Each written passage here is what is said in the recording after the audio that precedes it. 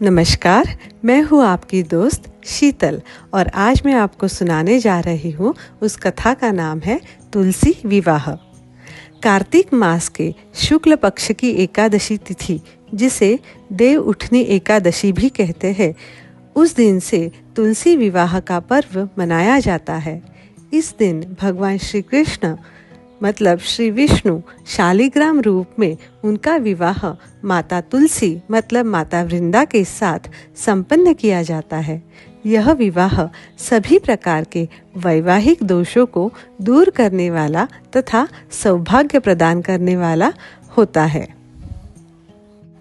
तो चलिए अब सुनते हैं तुलसी विवाह की प्राचीन कथा।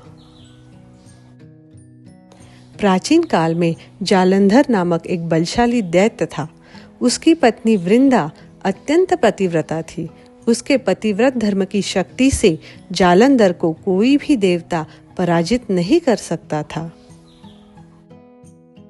देवता जालंधर से भयभीत होकर भगवान विष्णु के पास गए। तब भगवान ने उपाय बताया कि जब तक वृंदा का पतिव्रत भंग नहीं होगा तब तक जालंधर अजेय रहेगा।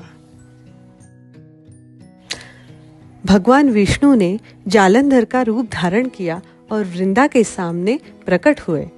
उन्हें देखकर वृंदा भ्रमित हो गई और उन्हें अपना पति समझ लिया। जैसे ही वृंदा का पतिव्रत भंग हुआ, उसी क्षण जालंधर का वध भगवान शिव के हाथों हो गया।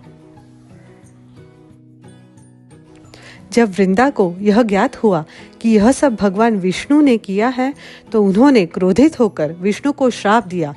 हे विष्णु, तुमने मेरे पतिव्रत को तोड़ा है, इसीलिए तुम पत्थर के रूप में परिवर्तित हो जाओगे। भगवान विष्णु ने वृंदा के श्राप को स्वीकार किया और शालिग्राम रूप धारण किया। वृंदा ने अपने शरीर का त्याग कर दिया और उनके शरीर से तुलसी नामक पौधा उत्पन्न हुआ। भगवान विष्णु ने कहा, हे वृंदा, तुम तुलसी के रूप में सदैव मेरी प्रिय रहोगी। बिना तुलसी दल के मेरा पूजन अधूरा रहेगा। कार्तिक मास की एकादशी को मेरा और तुम्हारा विवाह किया जाएगा। तब से हर वर्ष देव उठनी एकादशी के दिन तुलसी विवाह का उत्सव मनाया जाता है। तुलसी विवाह का धार्मिक महत्व बड़ा लाभदायी माना जाता है। तुलसी विवाह करने से वैवाहिक जीवन में सुख शांति आती है। कन्याओं को उत्तम वर की प्राप्ति होती है।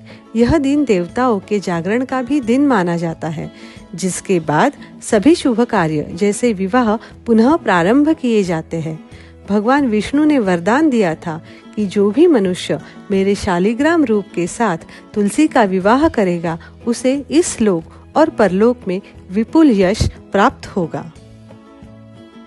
अगर यह कथा आपको पसंद आई है और इसी तरह की पौराणिक कथाओं में आपकी रुचि है, तो हमारे चैनल को ज़रूर सब्सक्राइब कीजिए और इस कथा को लाइक कीजिए। Thank you.